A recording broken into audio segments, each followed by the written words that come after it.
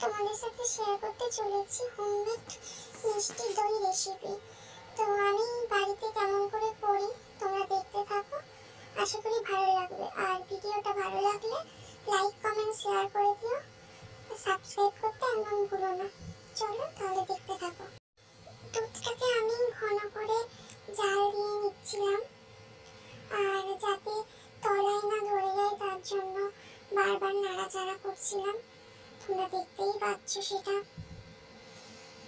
তো এইভাবে কিছুক্ষণ করে নেওয়ার পরে এর মধ্যে আমি কি কি উপকরণ দিয়েছি সেগুলো তোমরা একে একে দেখতেই পাবে, দেখতে থাকো।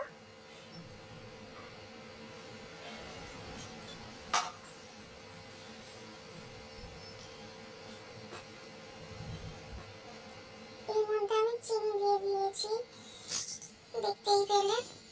তো চিনিটা দেওয়ার পর কিছুক্ষণ আমি নাড়াচাড়া করলাম। তো একটা জিনিস এখানে শেয়ার করা হয়নি, মানে আমি ভুলে গিয়েছি শেয়ার করতে। আমি একটু কালার করে নিয়েছিলাম, চিনিটাকে দিয়ে আমি একটু কালার করে নিয়েছিলাম, যাতে একটু দেখতেও সুন্দর হয় আর খেতে একটু টেস্টও হয়। সাদা দই থেকে এই যে দেখতে পাচ্ছি একটু লাল লাল হয়েছে না, ওটা আমি একটু কালার দিয়েছিলাম। কালার বলতে চিনিটাকে আগুনে জ্বালিয়ে একটু কালার করে নিয়ে দইয়ের সাথে, মানে দই বলছি দুধের সাথে দিয়ে দিয়েছিলাম। তো পাশে হচ্ছে টক দই জল ছড়িয়ে ফেটিয়ে রাখানো হয়েছে। একটু ঠান্ডা হলেই দই, মানে দুধের মধ্যে আমি এই দইটা দিয়ে দেব। তো যাতে তাড়াতাড়ি একটু দুধটা ঠান্ডা হয় তার জন্য বারবার পাখার তলায় নাড়াচাড়া করা হচ্ছিল। তো এই যে ডাবুটা দেখছি, এই ডাবুটা একটু কালো হয়ে গেছে একটাই কারণে। এই ডাবুটার মধ্যে আমি চিনিটাকে করেছিলাম, মানে চিনিটাকে দিয়ে কালার করেছিলাম, তাই একটু পুড়ে পুড়ে গেছে। ওই ডাবুটাকে একটু ইগনোর করো তোমরা। তো ঠান্ডা হোক, ঠান্ডা হয়ে গেছে। এবারে ওই ঠান্ডা দুধের মধ্যে আমি টক দইটা দিয়েছি।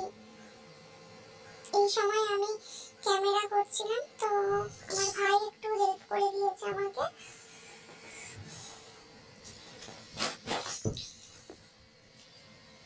তো এবারে এটাকে ভালো করে নাড়াচাড়া করতে হবে, একটা ঠিক ঘোলের মতো হয়ে গেছে।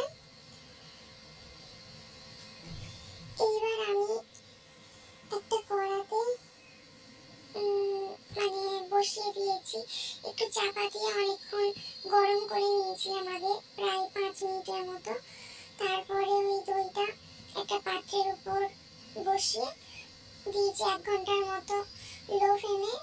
এটা জমানো হয়েছে, তো পুরোটা দেখালাম না, দেখতেই পাচ্ছ বসিয়ে দেওয়া হয়েছে। এবারে আমি চাপা দিয়ে দেব, চাপা দিয়ে চলো, তারপরে আবার ফিরে আসছি তোমাদের সামনে। তো এই দেখো, দেখতেই পাচ্ছ আমি চলে এসেছি এখন। মানে কি বলবো, তো জমানো হয়ে গিয়েছিল ফ্রিজের মধ্যে, ঠান্ডা হতে ঢুকে দেওয়া হয়ে গিয়েছিল।